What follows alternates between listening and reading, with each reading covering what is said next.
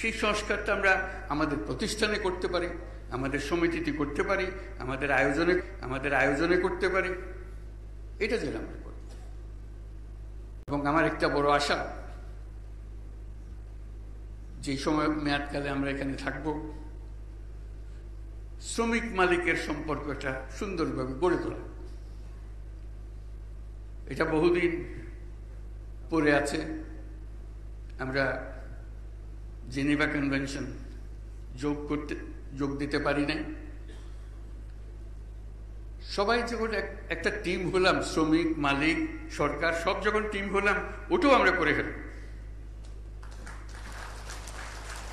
ওটা না করলে সামনে এগুলো কষ্ট হবে। যেখানে যাবেন এটা বাধা দেবে, বলছে কই তোমরা তো শ্রমিকদের যা শর্ত প্রাপ্য এগুলোতে তোমরা সই করতেছ।